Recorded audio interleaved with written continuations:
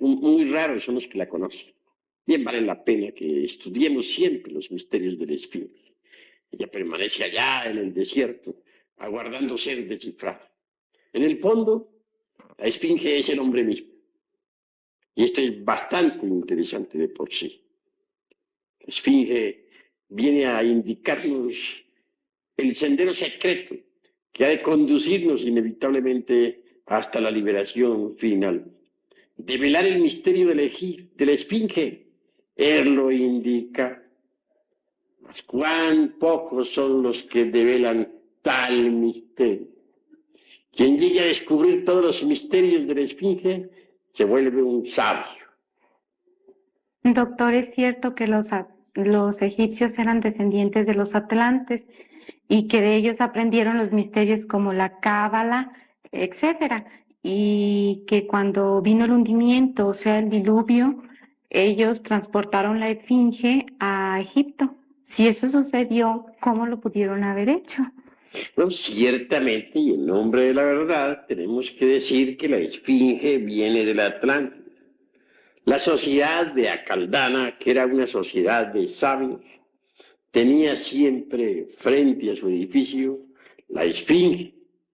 Después de la sumersión del continente Atlante, entre las embravecidas olas del océano que lleva su nombre, la Esfinge fue llevada al sur del África, que entonces, repito, se llamaba continente de Grabontzi. Posteriormente se le colocó en Egipto. Pero debemos afirmar con gran énfasis que también existen en Egipto muchas esfinges. Recordemos nosotros la calle de esfinges que hace poco se descubrió. Frente a cada esfinge blanca se halló una esfinge negra.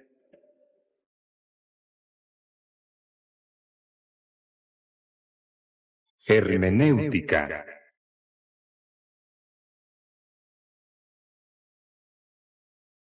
Doctor, ya que usted es el fundador y director de la Asociación Gnóstica de Estudios Antropológicos y Culturales, ¿qué nos puede decir acerca de Tlaloc y Tlaloca, fundadores de Tenochtitlan? Ciertamente nosotros los mexicanos tenemos aquí en nuestro país verdaderos portentos de sabiduría antigua. Indubitablemente, Tlaloc, el dios de la lluvia, es un deiduso que ciertamente existe, pero su verificación solo puede ser realizada por sujetos que hayan desarrollado los centros superiores del ser, es decir, la clarividencia, la intuición, la clariaudiencia, etc. Tlaloc, para los esoteristas, viven normalmente en el mundo de las causas naturales.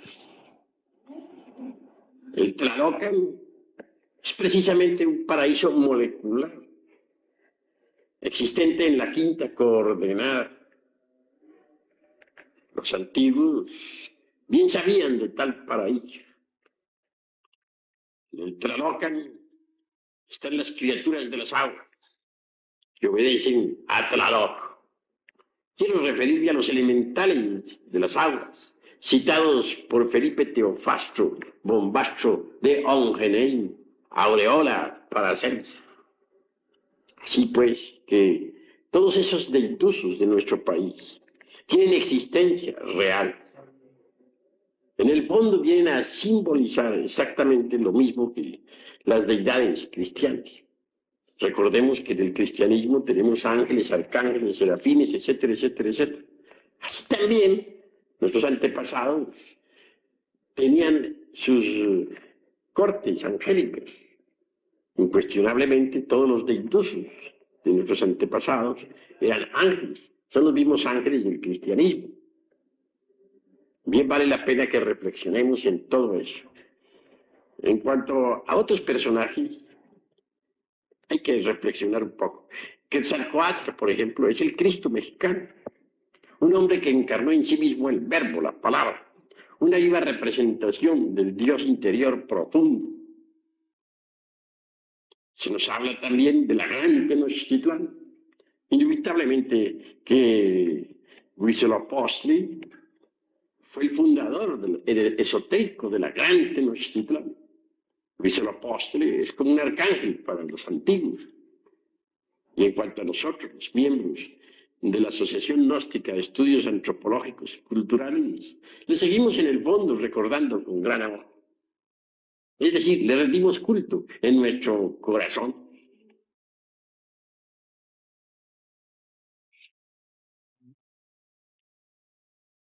Dice una frase muy común y muy conocida por todos: ¿qué fue primero, el huevo o la gallina? Esta frase se relaciona con la siguiente pregunta.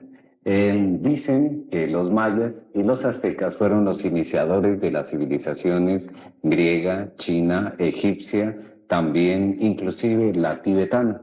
Si es este el caso, ¿es una realidad o es el caso contrario, que estas civilizaciones vinieron a formar las nuestras?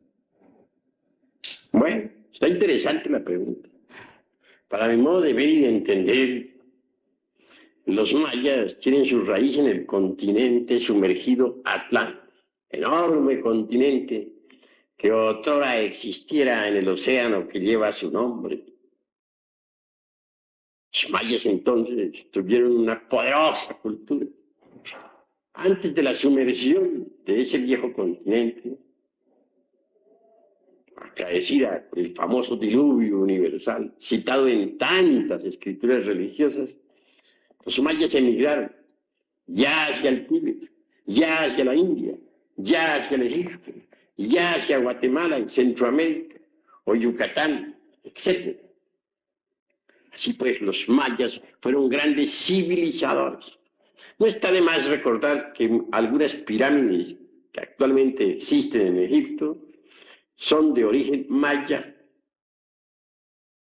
Tampoco está de más recordar que aquellas palabras solemnes que el gran Kabir Jesús, el Cristo, pronunciara en el Gólgota, Elí, Elí, lama sabachthani, son mayas, traducidas exactamente al español por cualquier indito maya, quieren decir: me oculto en la prealba de tu presencia.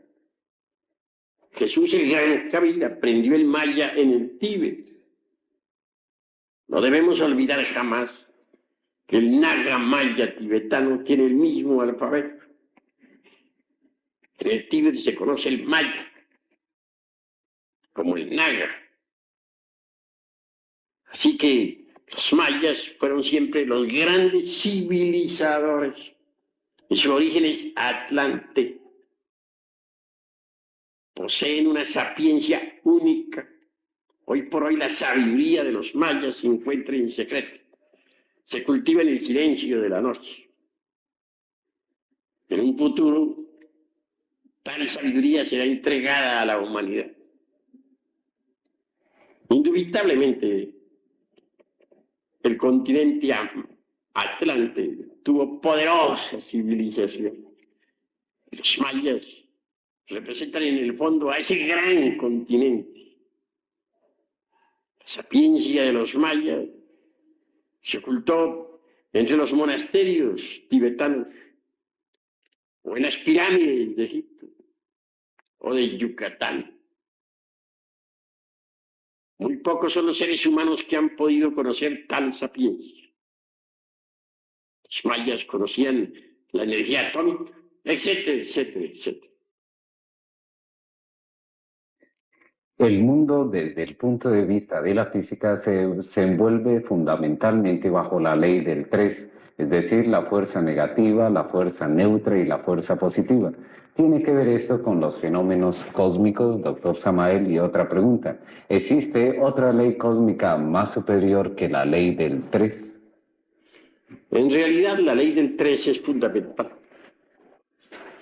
No debemos olvidar que el santo Triamatzicamno, es decir, la ley del 3, se expresa en 3 formas: positiva, negativa y neutra. En el átomo existe la fuerza positiva, la negativa y también la neutra. Para que haya creación se necesita que las 3 fuerzas coincidan en un punto dado.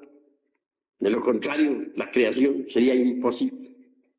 Así pues, la ley del 3 puede crear, pero para que exista un cosmos organizado, se necesita la ley del eterno hepta para parchino, es decir, la ley del 7.